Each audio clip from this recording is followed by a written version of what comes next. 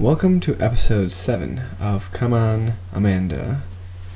Amanda sleeps on through the night, waking up, as she often does.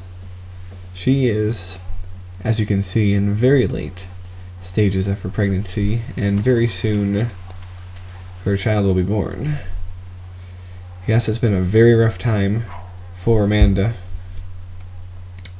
Very rough physically and emotionally, having to take care of her young son with another baby on the way, not knowing if her future in this house is going to be secure.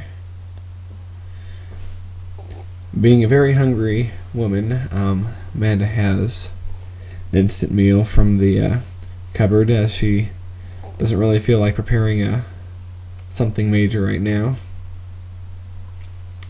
And it's time to get little George out of his bed. Yep. Poor little guy doesn't really know what's going on, as we've said before. But he does know when he's smelly, so Amanda's giving the little guy a bath. Yep, all that George really cares about at this point is that he has food, that he can get to the bathroom on time, and that he has toys to play with. Yes, Amanda's giving him some attention there, trying to make him happy, because as we know, his birthday is coming up, and we want him to grow up well. So, wanting him to be nice and strong, Amanda gives him a nice bottle of milk. George is a growing boy. After all, he needs everything that he can get. And now, of course, Amanda needs some food for herself. Yes, she is very frustrated. Her fun meter, as you can see, has been all the way at the bottom. There's been no time for her to do anything that she enjoys. Yes, life has been no picnic for Amanda. Oh, and here she goes.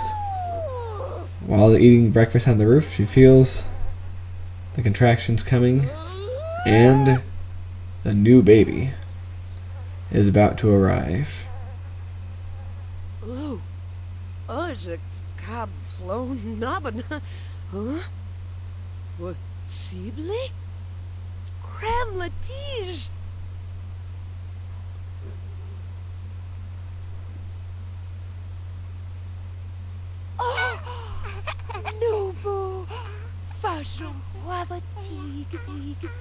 And finally, the long pregnant ordeal is over, and Amanda has a baby boy. What are we going to name him? Well, I've decided, or Amanda has decided, to name him Tom. So now, she is the proud mother of 2 sons, George and Tom. Of course, little Tom's very thirsty, so she's going to give him some milk right away. And as you can see, Amanda is back in her normal clothes, no longer wearing the maternity outfits. Yes, I'm pretty sure at this point Amanda is pledging never to go through this again, although she feels tons of love for her new young son. Yes, now the 3rd generation has 3 kids. 4 kids, actually. 3 boys and 1 girl. And Amanda finishes her breakfast on the roof, contemplating her new life. But downtown, something else is going on. Bruce is having a little meeting with his gardener, Gretchen. Now, she's been coming over to the house to garden for some time now. Not doing a very good job, as you can see, because the weeds are popping up everywhere. But George has started chatting with Gretchen every time that she comes over to garden. And slowly but surely, things have started to happen. And now, something has developed between the two of them. And needless to say, she's become a lot more than a gardener to Bruce. And Bruce is thinking to himself, now finally I can move past this Amanda person who's been living at my house for all these years. So, Bruce tells her, you know, you'll be moving into the house very soon as I take care of you-know-who. Now, Amanda, oblivious to any of this going on, is preparing for George's birthday party, not knowing what Bruce has planned for her later. So, Amanda is cooking hamburgers.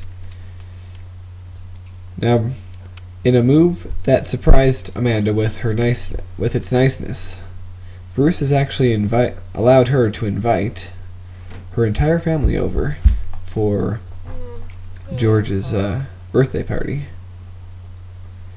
So, Amanda wants to make sure it goes well.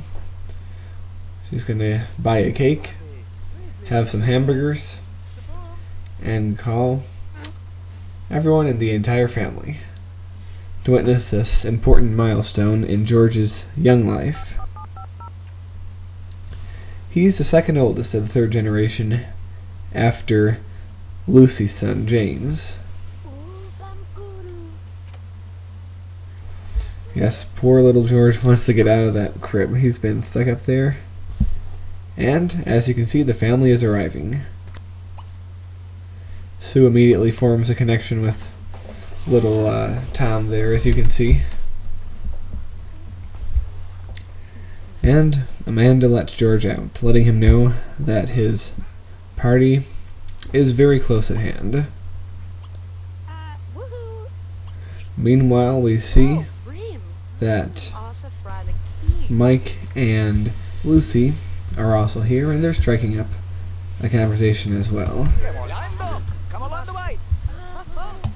Makes Amanda's, of course, still very frustrated, but because this party is really the first thing that she's had to do in quite a while, and she wants to make sure that it goes all right. And James is downstairs in the kitchen already, helping himself to a hamburger. Yes, he doesn't really care about all the drama that's going on around him. He just likes to have a hamburger, and he's very impressed by the size of the mansion, and wonders if someday if he will be able to have a mansion that big. Well, Amanda has brought George to the high chair. So, James and his father Puck were playing some chess, but now it's time for the party to begin. So, everybody is making their way downstairs.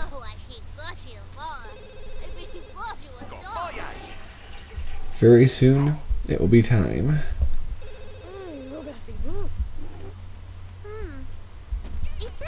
Yes, they're all coming from the different part of the houses they went to. Mike, Sue, and Lucy were all playing on Bruce's pinball machines, which is all good and fun.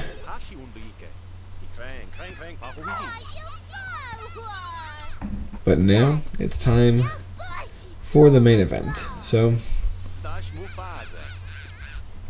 soon as Amanda turns up, it'll be time to bring George to the cake for his birthday party. Yes, Amanda is very happy that she's able to share this moment with the rest of their family, because despite the differences that she might have had with the rest of them, they're still family, and they still want what's best for little George. So, now everyone is here. So they don their party hats and their whistles and everything else. And it's time to celebrate.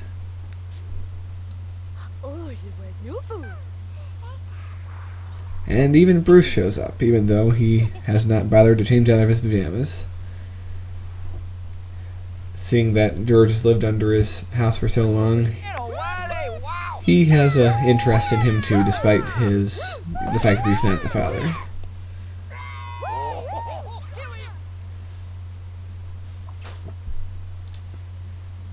So, the candles have all been blown out. And now, ladies and gentlemen, George is now a child.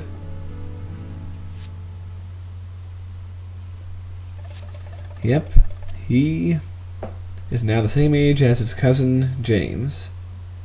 Well, slightly younger, but he's at least in the same age group. And now it's a grand scramble for the cake. Yes, seeing as it's George's birthday, he gets the first pick. As you can see, he has the same hairstyle, although it's much darker than his cousin's. But I don't know. Maybe he'll get a different hairstyle. One of the two will get a new hairstyle, possibly both of them. But after the party, everyone has gone home, and Bruce approaches Amanda. Bruce is congratulating Amanda on George's birthday, and Amanda thinks that that Bruce is being awfully nice. But then Bruce lays down the hard news. He says, "Amanda, I'm in love with Gretchen the gardener. She's going to be moving in here soon. So you and your boys are going to have to move out." And then Amanda says, but George is just about to start school, and Tom is a little newborn. And at this, Bruce gets mad. He's like, "You've been living under my roof, just mooching off me for so long. I don't care anymore. I'm ready to move on with my life. I didn't work so hard to have you just staying here mooching off me." So Amanda knows that it's now time for her to leave. And she doesn't know quite what to do. I mean, how can you tell a 5-year-old child that he has to leave everything behind that he knew to start in a new place? And of course, little Tom here will remember nothing of this mansion, as he's just a newborn. And how will the trauma of the move affect him? Yes, Amanda is a very worried woman right now. In a happier time, Amanda might be sneaking some computer time playing a game on Bruce's computer, but this time she's looking for a new place. She has very little money of her own at this point, and wherever she moves, it's going to be a huge step down from the mansion she's grown accustomed to, or even the house of her parents where she grew up. And here, in the night, the lonely headlights of a taxi make their way across the street. And it's now time for Amanda, George, and Tom to say their final goodbyes to the mansion, the place that had been home, but is no longer home, seeking out to begin all new, a new life from scratch somewhere else.